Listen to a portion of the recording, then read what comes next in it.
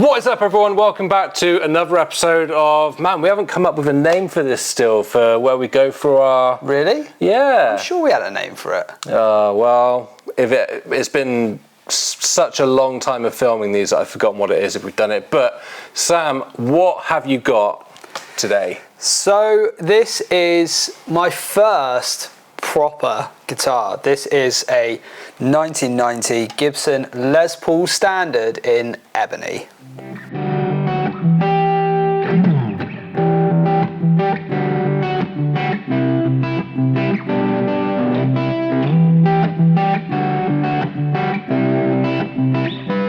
I know you say like your first proper guitar. I don't want to sound snobbish when I say this, but years ago when I used to work in a guitar shop and Sam used to come in, he'd always come in and be like, oh yeah, that 200 quid guitar, that lag over there will do that.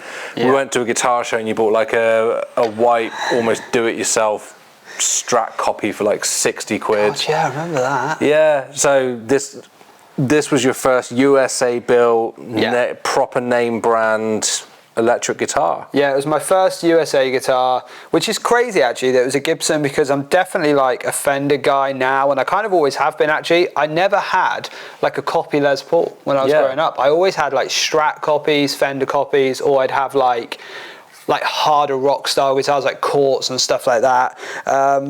And then, I don't know, it was when I started engineering for a cover band, and Andy, who is now, my business partner and all of our friend here, he was the guitarist in the band, kind of got me into Les Pauls, I suppose, and into Les Pauls and PRSs and more of that USA stuff I hadn't really come across before. And this just came up, right place, right time, right price. Where'd you get it from? The rest is history. Yeah, oh, well, this is a good throwback, because I don't even know if people still use this anymore, but I got it off Gumtree. Yeah. Is Gumtree still going? Is that a thing? That's where Andy finds all of his guitars. Hang on, I lied. Oh, okay. I didn't get it off Gumtree. This is why I was just thinking, is that even still going? I got it off Free Ads. Oh. When they went online. Yeah, so they used to have like the AdMart paper and the Free Ads, where you had like the green paper and the yellow paper. Yeah, I remember those. So my first ever guitar came out of that little, the little AdMart thing. It was a classical guitar that I got one Christmas. And then, years later, obviously, Free Ads, they had set up online, and I remember seeing it. And the reason it was in Free Ads actually was because I think someone did have it listed on Gumtree, but maybe it was more money, and I saw it on the Free Ads website cheaper. But I only found it, I was looking for a guitar, and there was nothing nearby. There was nothing local that was the right price or the right thing. And I was on holiday in Cornwall.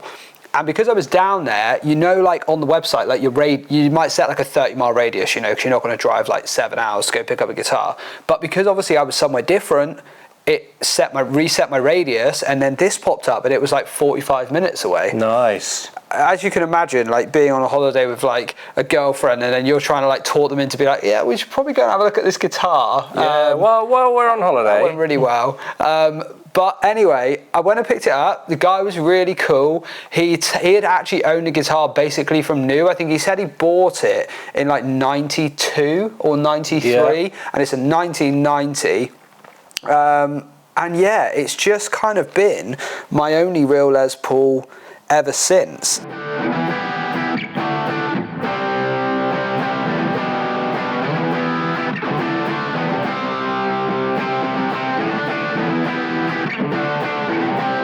This will tell you how long ago I picked this up right as well. So a 1990 Gibson Les Paul Standard in ebony. It's all original.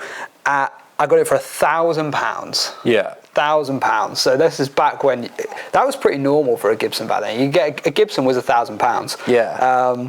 But so picked it up on holiday. I miss those days.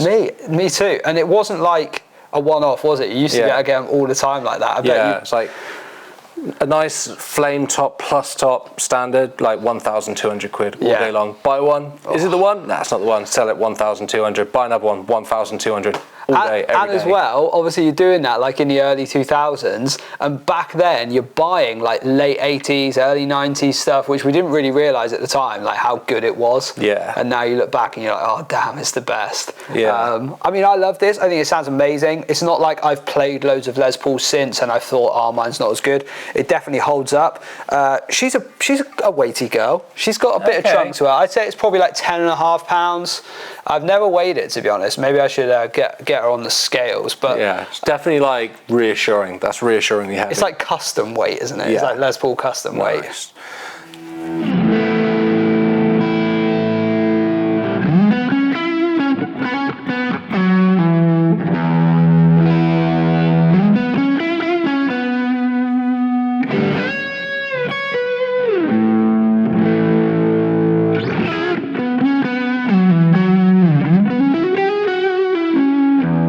Talking of customs, actually, we've got a custom behind us at the moment, and I got this and wanted an ebony because what I really wanted was a custom, but I didn't have enough money for a custom.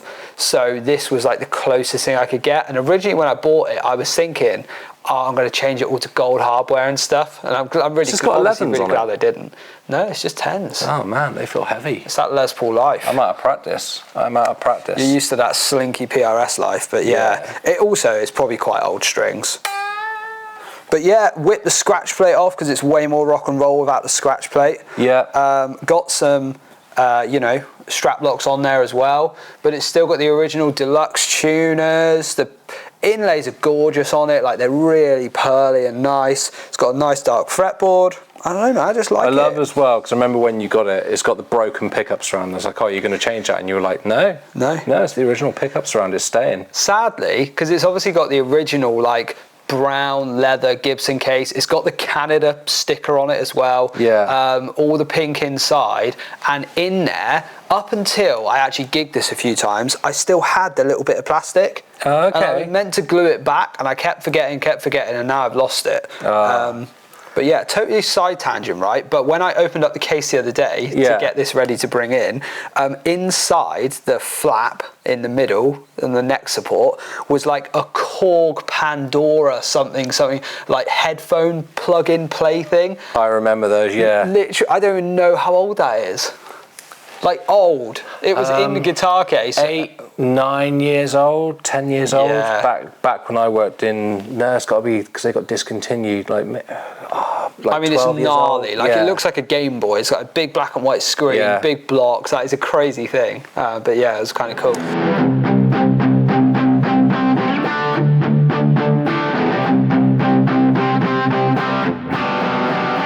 So this is all original. As far as I'm aware, it's all original. Pickups as well? Yeah, I've never touched anything on it. The guy said it was all original. I've never had it apart, if I'm honest with you. I just haven't. But So do you know, has it got the Bill Lawrence pickups? well, technically, 1990 it should, because they didn't, they were in most of the 89s and 90s, as far as I know. But I've never looked. Maybe we need to have a look at some point. So what is your favourite memory of this guitar? I think to be honest, the most poignant memory is just actually getting it, because I couldn't believe I owned a Gibson. Like, that was like mind blowing to me then. I've probably had it for nearly 15 years now, so it was just like crazy to have a Gibson. Apart from that, I played it loads in like studio sessions and recording for years because I wasn't really out gigging for a lot of the time. I had a brief period of time where I filled in for a function band for about 6 or 7 gigs over December, and it was all funk kind of stuff. So, and this was kind of all I had at the time, and a telly. So I sort of made it work between those two, which was cool. Dan was working in a guitar shop back in the day then, and I last minute had to like literally come in. This is the day of the gig. I've just learned like 40 songs to dep on this show, and I had no pedals. All I had was a Marshall DSL. Yeah. The perfect funk amp. Not. And so I went in, grabbed a compressor, a chorus, and a tuner, and a few bits, and got to work doing some funk. Was there a Digitech distortion pedal? Like, what was the Digitech distortion pedal you got? At the time, I think I had a Bad Monkey, which went full circle. I had a Boss like compressor, a Boss chorus. I had a Bad Monkey back then for sure. So, and then I think I had a Korg pitch black tuner. Nice. And obviously, as we have learned now, the Bad Monkey is the ultimate distortion pedal. I know. I think the only other significant thing I've done with this guitar is our old band, Square One. We did a banger of a tune called Redemption, and it was in this warehouse, all smoky, kind of abandoned looking vibes, and this was obviously the coolest rock guitar thing. It's probably one of my favourite rock and roll videos, the most southern rock song that we did, so obviously it just had to be the Les Paul. I think this actually really suited that video. I'm so glad I used it.